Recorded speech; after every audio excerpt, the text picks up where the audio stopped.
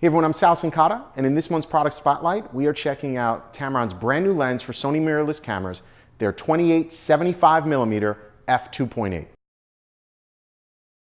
All right, Sony shooters, you should be extremely happy. And the reason is, right, if you're a Sony shooter, you're always wanting performance in your glass. Hell, as photographers, we all want that performance.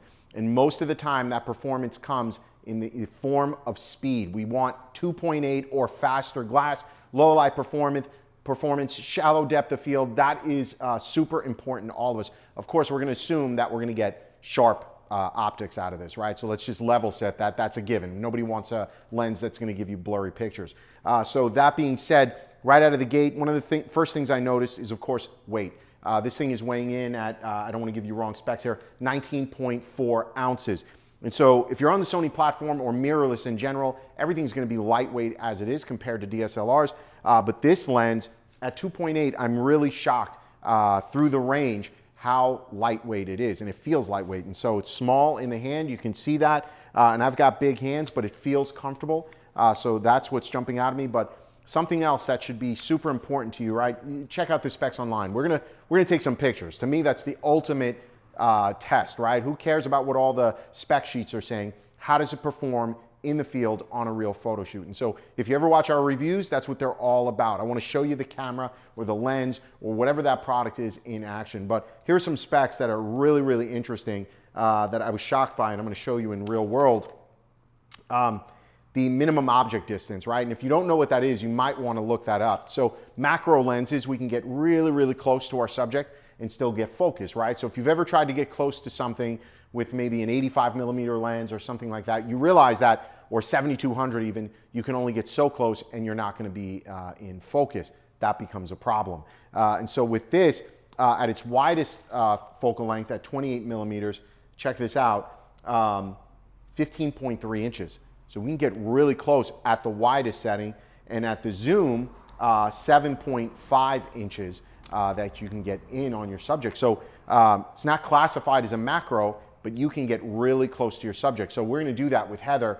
We're gonna take some wide shots and we're gonna create that zoom at 75mm and get close. And maybe that's because I want a detail shot. I want an earring. If you're a wedding photographer, you wanna get really close.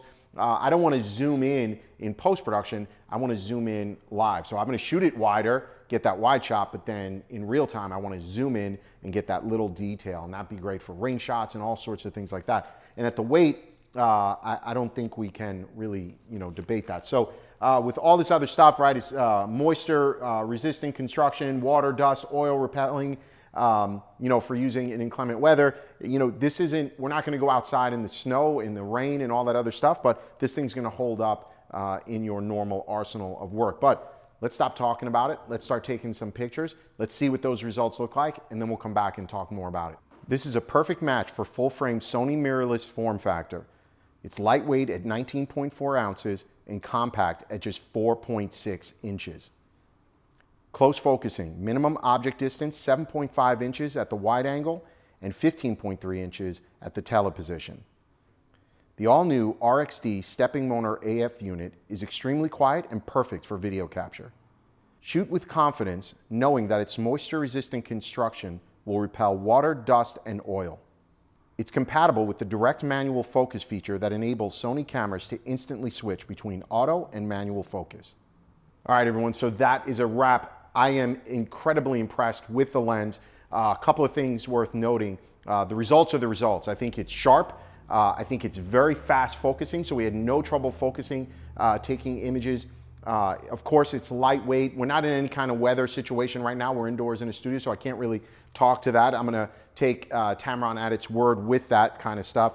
It's lightweight, quick focusing, and extremely quiet. The one thing I noticed here is you're not feeling motors moving, which is reducing vibration. I'm not hearing anything moving, which is great for video if you're using it for video work, and that speed at which it's there. And of course, you saw the images. They're sharp. They're to the point. These are going to give you, this lens is going to give you what you need to create some incredible image for your client. And of course, the price point is not going to break the bank. So you're getting speed, performance, and at a price point that will not break your bank account, which is always good for all of us photographers out there. So Try this lens out, rent it, borrow it. Sometimes if you got to steal it, I'm kidding. But get your hands on this lens. I think you're absolutely going to love it.